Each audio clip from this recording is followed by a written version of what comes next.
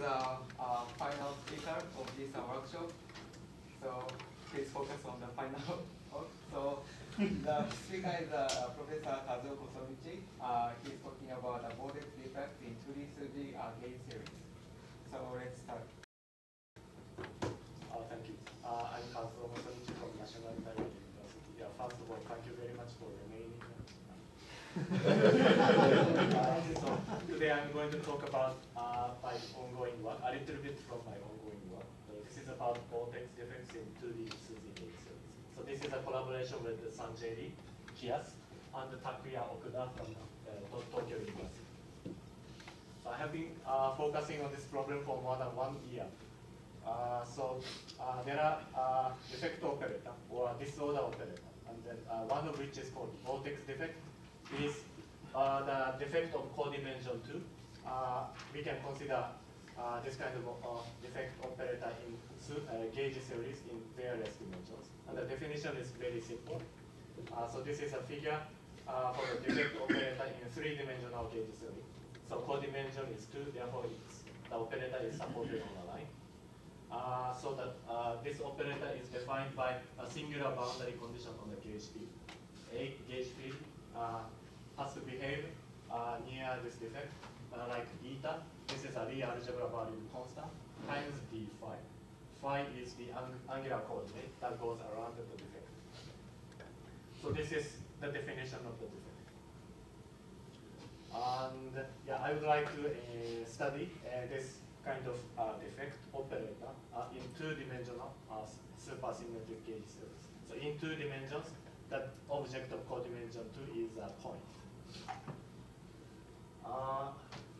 Right. So in 2 dimensions, the exact partition functions, along with some other BPS observables for the series defined on a sphere or a squashed sphere, are evaluated using supersymmetry localization. So these are the relevant papers.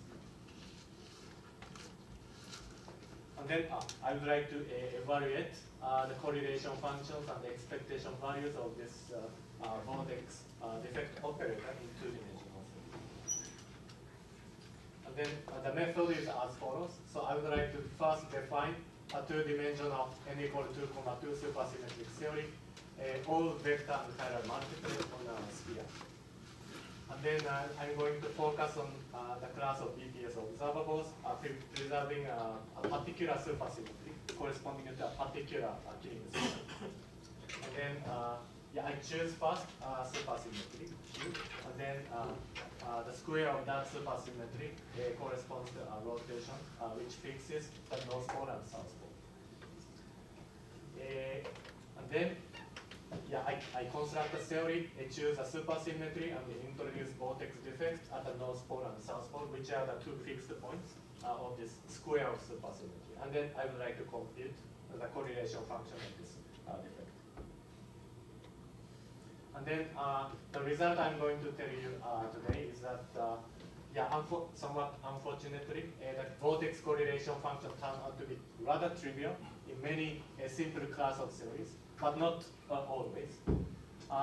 We are going to see this in 2 examples. I explain first the CPn-1 gauge linear sigma model, and then I introduce quintic Calabi-Yau sigma model. So they are both U1 supersymmetric gauge series. And then I would like to also tell you that even when the correlation functions of the defects are trivial, the vortex defects can be used to derive some interesting relations that tells us the structure of the supersymmetric gauge series. One is what is called twisted chiral ring relation, and also we can derive the so-called Picard-Hughes differential equation. That's what I'm going to tell you. Sorry, do you think that this kind of observations could be relevant also in the twisted case? For the topologically twisted theory? I think so, yeah. So somewhat similar thing can be said also for the twisted. Do you think that it could be interesting also in that case? Or it's too trivial that, maybe in that case we can even more trivial. So. I think the result we would get is almost the same. yeah, for some simple models, the effect of insertion of those kind of operators will be trivial, but not all. I see. Okay. I'm going to explain very quickly the construction of the theory. So we have to introduce the vector multiplet. So vector multiplet is labeled by a choice of gauge group, and then it consists of these many fields: gauge field, two real scalars, and auxiliary scalar if we are interested in constructing the off-shell supersymmetry theory. And then we have gauge no with R charge plus 1 and gauge no with R charge minus 1. I'm talking about, so this is the vector R charge. Okay.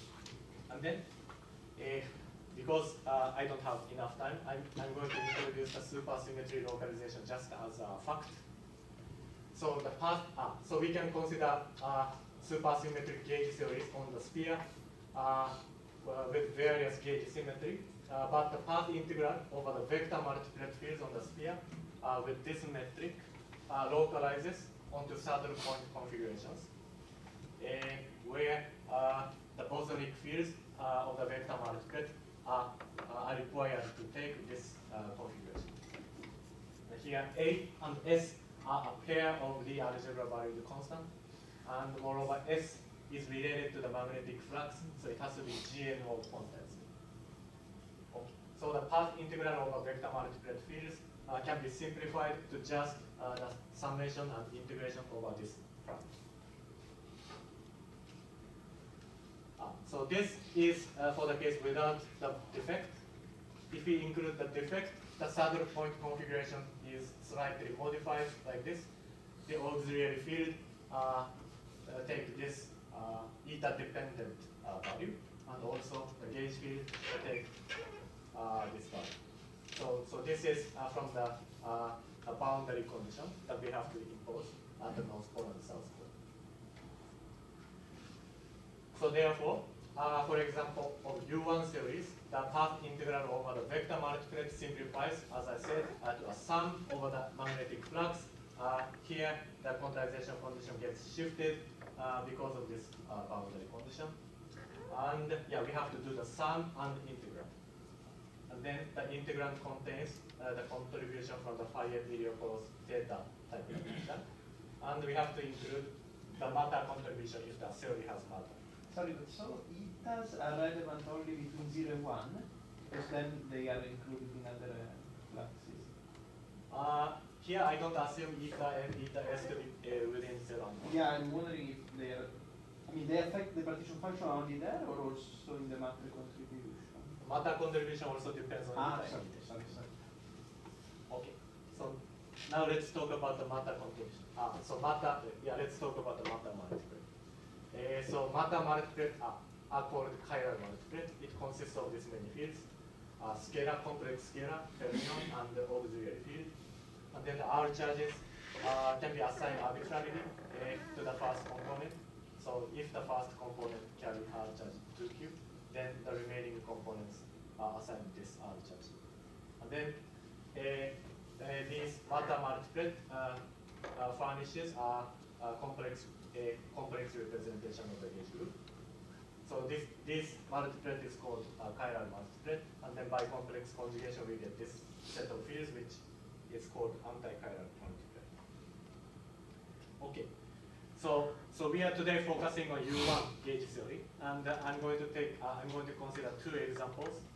One is the U1 gauge theories with n chiral multiplets, all with charge plus 1.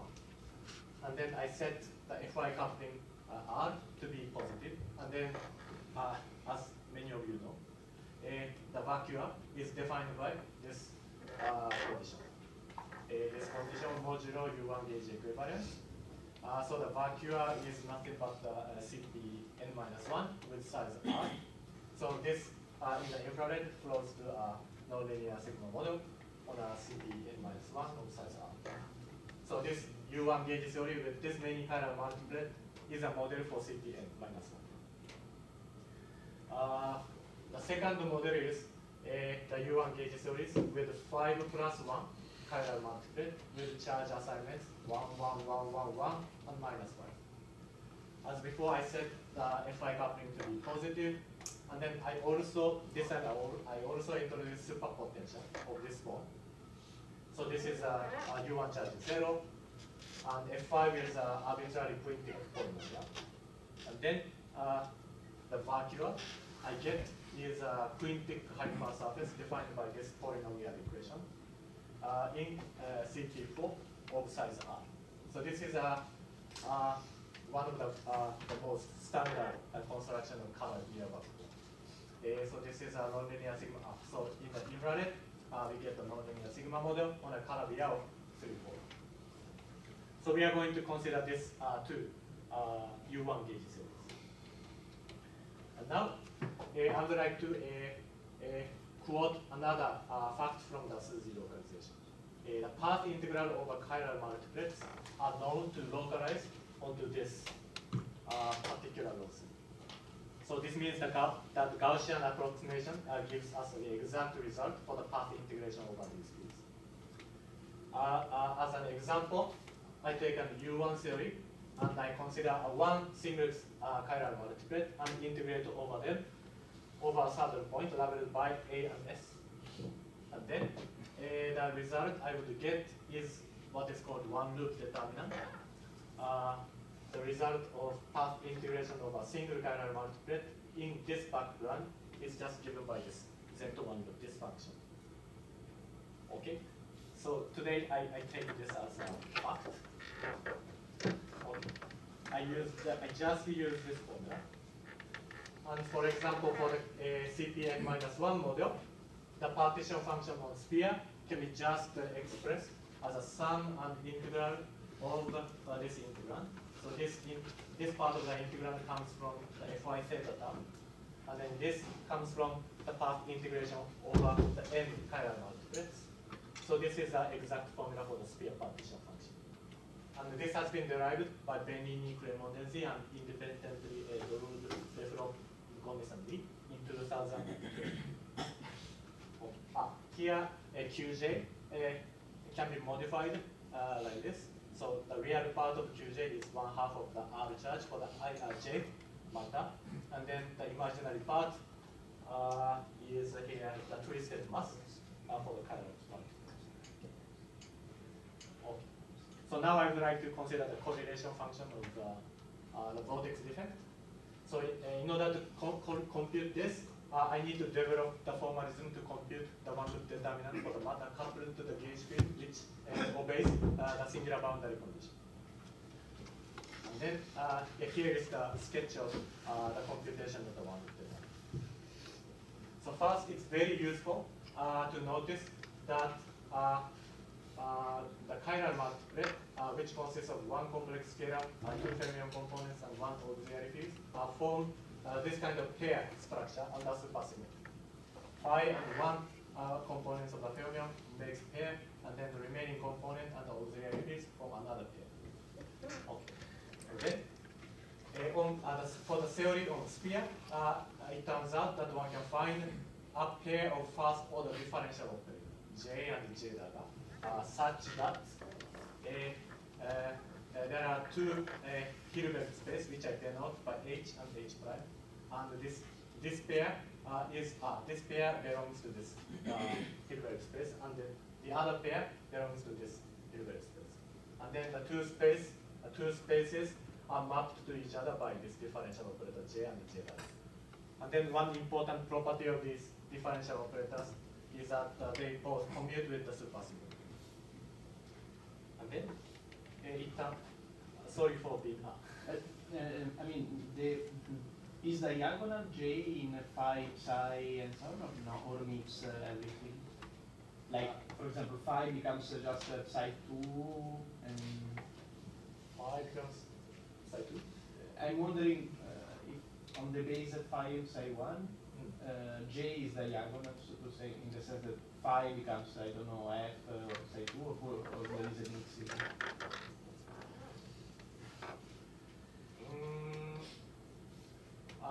It's not that this operator J brings phi to psi 2 or okay, it's more complicated. Yeah, it's more complicated. Not how the theory has SUSY. on sphere with defects, I think two supercharges are preserved, but I'm already focusing on one particular linear combination of the two supercharges. Okay. So it turns out that a one-loop determinant can be expressed in the form of the ratio of determinant. So if you wish, we can formulate the computation of determinant using the index theorem. Yeah. So the one-loop determinant is the ratio of the determinant of Q square evaluated on the two Hilbert space. And okay, right. So in order to compute this, we need the information of the eigenfunctions of the Q square, and it's very convenient to find the simultaneous eigenfunction of this operator and this or this. And then with some work, we can find that the general such eigenfunctions behave like this. As a function of the polar angle coordinate of sphere, the general eigenfunctions in a separated form takes this form. So it behaves like a fractional power of the radial coordinate sine theta. This. So fractional power is bad. Yeah. So usually we want to the normalizable eigenfunction to be finite at the north pole, at the south pole. But even if we assume that wave function to be so, by acting some number of derivatives, the normalizable functions become non-normalizable. The power becomes negative at some point. So we need to be careful about the boundary condition on the modes. And then after some analysis, we found that we can put either this or this boundary condition on the matter wave functions. The first one is called ordinary boundary condition, and we are imposing that phi and psi1 has to obey the Dirichlet-like boundary condition, whereas the other two has to obey Neumann-like. The derivative of these fields has to vanish at the north pole south pole. So this, let's call this ordinary boundary. And then this is the first possibility. And the second possibility is that the phi and psi1 has to satisfy Neumann boundary condition, and the remaining two has to obey a Dirichlet boundary condition. Okay. Then,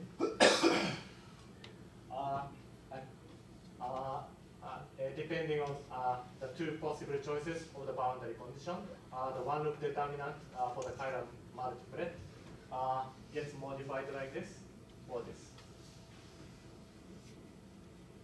Here, this bracket means Sealing function. It's an integer value function. And here, instead of Sealing function, we get floor function. And then notice that in both cases, the dependence of that one-loop determinant on the vorticity parameter, eta n, eta s, is periodic. It has period 1. And the reason for this periodicity is that we have a system of matter coupled to the gauge field has a large gauge invariance. The large gauge transformation can shift these vorticity variables by integers. So correspondingly, these determinants exhibit periodicity.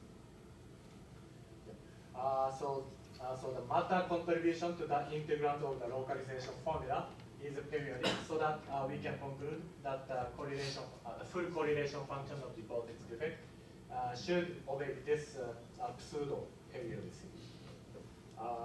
The correlator obeyed in this way under the integer shift of the vorticity. Okay. And then I would like to talk about the triviality or non-triviality. So let's first look at the CPN-1 case. Using all the ingredients I have explained, the correlation function of vortices look like this. Here I chose the ordinary boundary condition for the n chiral multiplet. And then we suddenly noticed that we can shift the integration control of this A off the real axis. And then we can shift the integration contour in such a way that the shift doesn't cross the poles of the integral. Then using this freedom, we can actually show that this correlation function of the vortex is actually trivial. The correlation function is just this constant multiple of the sphere partition function.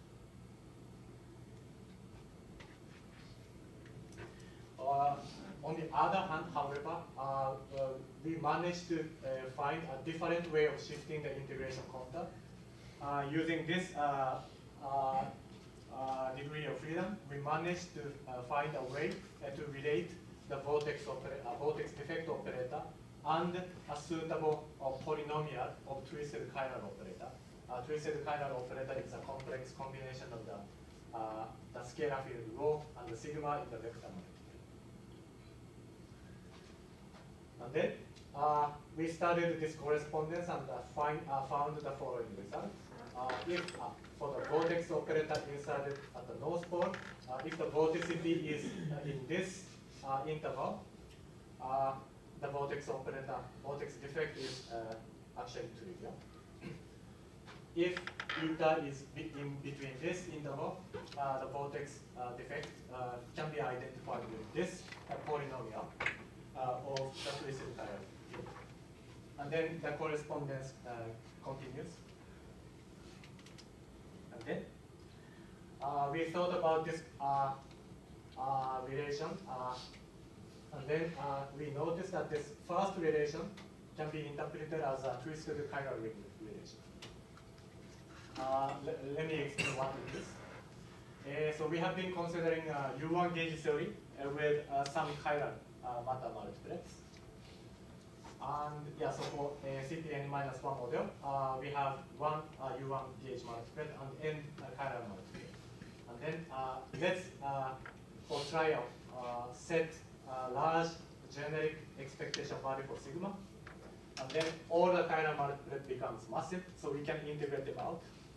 And then we can get an effective theory for the twisted chiral multiplet or the vector multiplet only. And then that effective theory is characterized by what is called the twisted superpotential.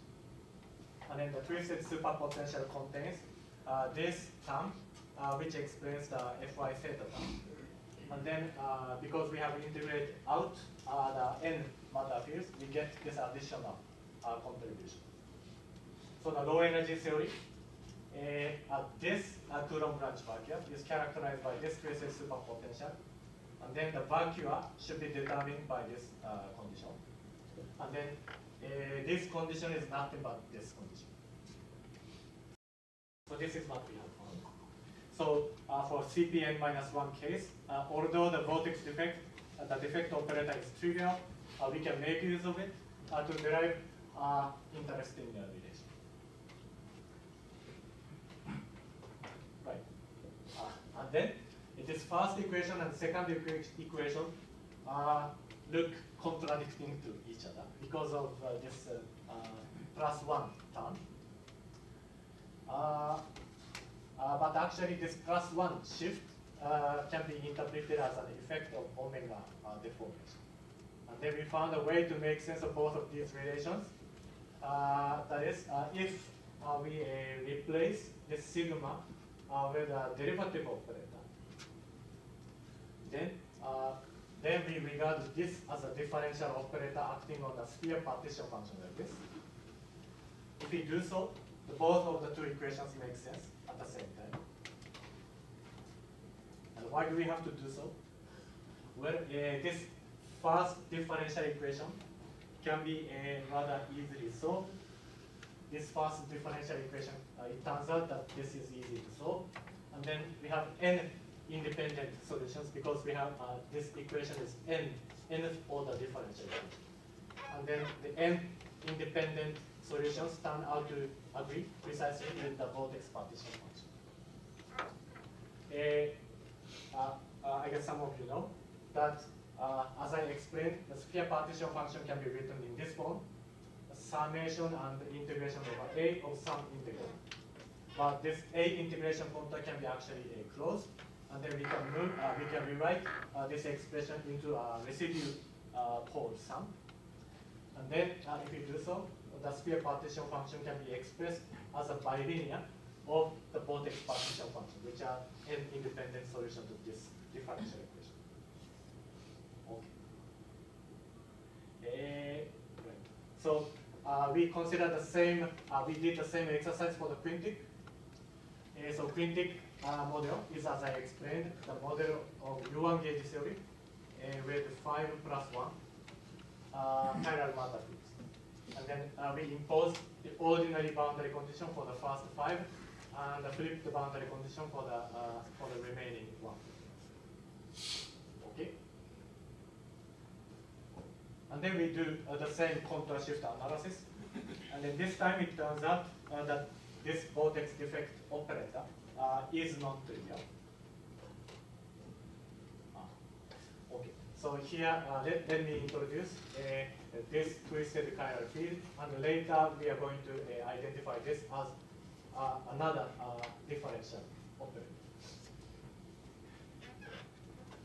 So the result of the identification is like this. So unlike the previous case, the vortex defect operator behaves differently for different choices of the vorticity. And then for those who know a little bit about, who are familiar with the mirror symmetry Gromov-Witten invariant, may notice that this has a particularly interesting form. So I'm going to replace, identify this theta as a differential operator. Like this. Theta is a derivative with respect to the Fy theta coupling, like this. And then I again use the shift relation of the vortex defect operator. And then what I'm doing is identify this and a constant multiple of this. Then the result I get is a fourth order differential equation. And then this differential equation is nothing but the Picard-Fuchs differential equation for the quintic Calabian. And yeah, so what is Picard-Fuchs differential equation? Well, the sphere partition function for Calabian, quintic Calabian gauge linear sigma model is known to coincide with e to the Kähler potential for the conformal manifold. Conformal manifold is the moduli space for the complex Kähler structure for this Calabian manifold. Okay. And then, as such, this e to the minus k is known to be expressed as a bilinear of period integrals. And period integrals is practically the independent solution to this Picard-Fuchs differential equation. Okay. So I would like to conclude. We have been studying the vortex defects in two-dimensional n equal to 2,2 supercubic. So today we looked at two models, CPN-1 model and quintic model. In the first case, the defect operator itself is trivial, but we managed to make use of it to explain the chiral ring relation and the differential equation in a new way. And in the second example, we found that the vortex defect is really non-trivial.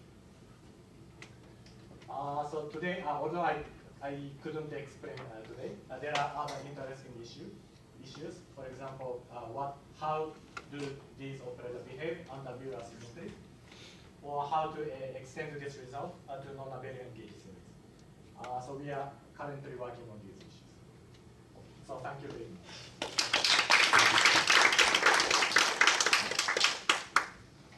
Question or comments? So does the triviality or non-triviality of your vortex operator have to do with whether your theory is massive or not? Because your first and second examples are respectively massive theories and massive theories. The answer turns out to be that. So in the first theory, all the matters are charge plus 1. So in order to get something non-trivial, we need to introduce matters with different charges. Yeah. So in this model, some matters are charged 1, and there is another matter with charge -5. Yeah, so if the matter spectrum shows this complexity, then we get the non-trivial. So it's in some sense related to the whether your theory is massive or not. If you only have charge positive, that's one important reason why secant minus 1 over became massive. You know, it's a negative data function and it's into a strong couple. I think I can cook up another model, for example, for a conifold model. Charge +1, +1, -1, -1. Oh, then it's trivial. Yeah, then it's trivial. Okay. Yeah. So you can't say qualitatively when the vortex operators are trivial or not. Oh, so as I said, if there are, so if all the chiral matter multiplet are how to say, all the charges are the same, like 1, 1, 1, 1, 1, 1, 1, -1, 1, -1. Oh, the absolute value being same is important. Absolute values are not very important. Yeah. So the second case is where we have 1 and 5.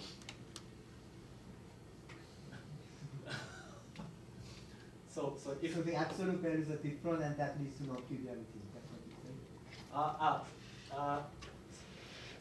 So there are particles with charge 1. There are particles with charge not 1. Yeah. So that makes the behavior of the. You just have fields with charge not equal to 1. Sorry, complicated to explain. So your supersymmetry is not the one in J model, and you also have vortex, but you get such a reflection people get from J model.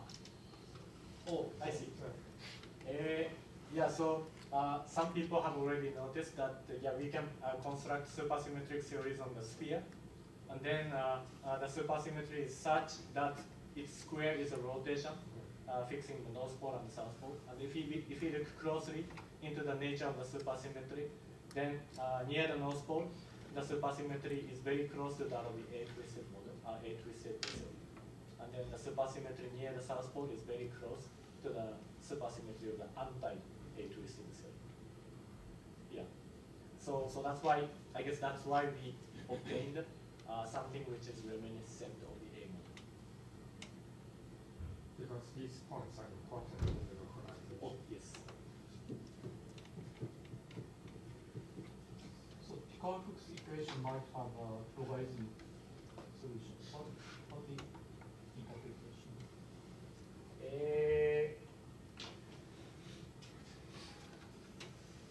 Right.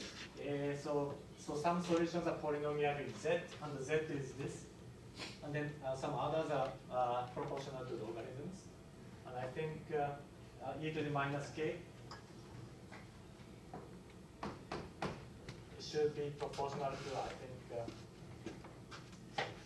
t plus t bar to the cube plus a is the